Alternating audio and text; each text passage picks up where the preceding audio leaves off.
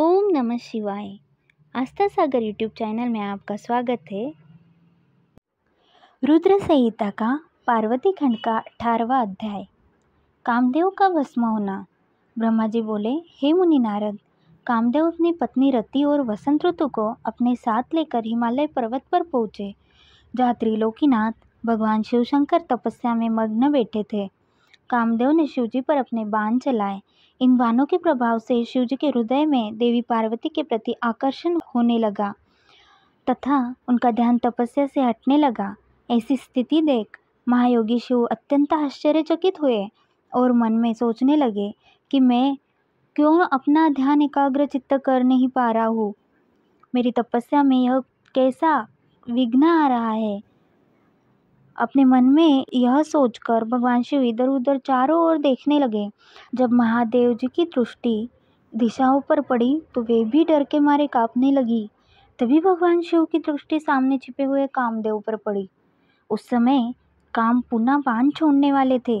उन्हें देखते ही शिव जी को बहुत क्रोध आ गया।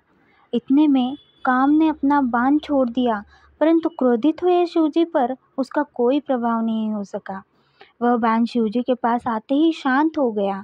तब अपने बाण को बेकार हुआ देख कामदेव डर से कांपने लगे और इंद्र आदि देवताओं को याद करने लगे। सभी देवतागण वहां आ पहुँचे और महादेव जी को प्रणाम करके उनकी भक्तिभाव से स्तुति करने लगे।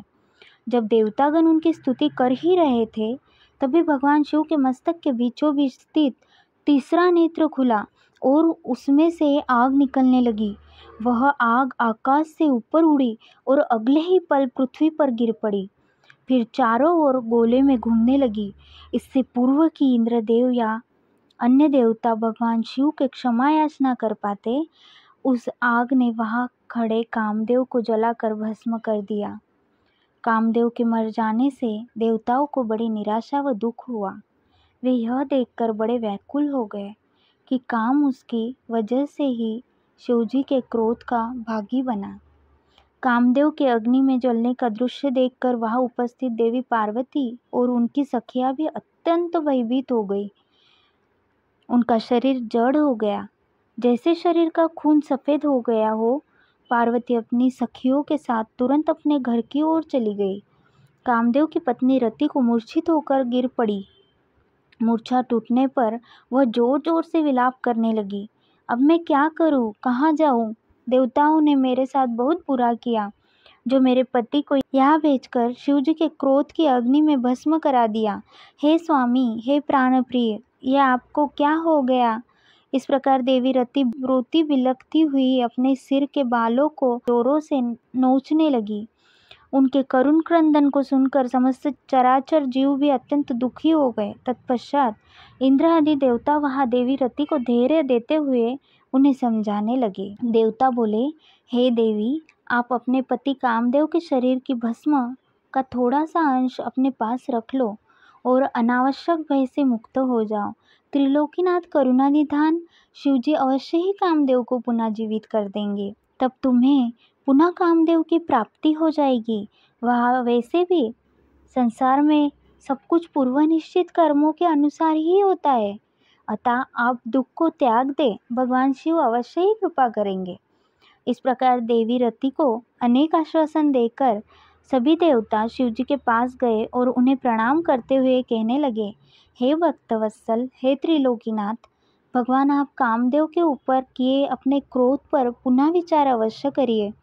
कामदेव यह कार्य अपने लिए नहीं कर रहे थे, इसमें उनका निजी स्वार्थ कतई नहीं था।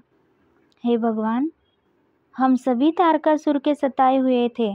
उसने हमारा राज्य छीनकर हमें स्वर्ग से निष्कासित कर दिया था। इसलिए तारकासुर का विनाश करने के लिए ही कामदेव ने यह कार्य किया था। आप कृपा करके अपने क्रोध को शांत करें और रोती बिलखती कामदेव की पत्नी रति को समझाने की कृपा करें, उसे सांत्वना दें। अन्यथा हम यही समझेंगे कि आप हम सभी देवताओं और मनुष्यों का संहार करना चाहते हैं। हे प्रभु, कृपा कर रति का शोक दूर करें। तब सदाशिव बोले, हे देवगणों, हे ऋषियों, मेरे क्रोध के कारण मैंने कामदेव को अपने तीसरे नेत्र से भस्म कर दिया है। जो कुछ हो गया है उसको अब बदला नहीं जा सकता। परंतु कामदेव का पुनर्जन्म अवश्य होगा। जब विष्णु भगवान श्री कृष्ण का अवतार लेंगे और रुक्मिणी को अपनी पत्नी रूप में स्वीकारेंगे, तब देवी रुक्मिणी के गर्भ से श्री कृष्ण के पुत्र के रूप में कामदेव जन्म लेंगे। उस समय कामदेव प्रद्युम्न नाम से जाने जाएंगे। प्रद्युम्न के जन्म के तुरंत बाद ही शंभर नाम का असुर उसका अपहरण कर लेगा और उसे समुद्र में फेंक देगा। रति, तब तक तुम्हें शंबर के नगर में ही निवास करना होगा। वहीं पर तुम्हें अपने पति कामदेव की प्रद्युम्न के रूप में प्राप्ति होगी। वहीं पर प्रद्युम्न के द्वारा शंभरासुर का वध होगा।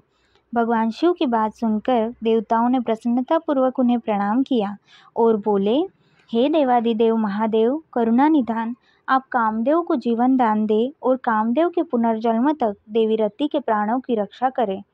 देवताओं की यह बात सुनकर करुणा निधान भगवान शिव ने कहा कि मैं कामदेव को अवश्य ही जीवित करूंगा। वह मेरा गण होकर आनंदपूर्वक जीवन व्यतीत करेगा। अब तुम सब निश्चिंत होकर अपने अपने धाम को जाओ। ऐसा कहकर महादेव जी भी वहां से अंतर्धान हो गए। उनके कहे वचनों से देवताओं की भी सभी शंकाएं दूर हो गई। तत्पश्चात देवताओं ने कामदेव की पत्नी रति को अनेकों आश्वासन दिए और फिर अपने धाम को चले गए। देवी रति भी शिव आज्ञा के अनुसार शंभर नगर को चली गई और वहां पहुंचकर अपने प्रियतम के प्रकट होने की प्रतीक्षा करने लगी। ओम नमः शिवाय।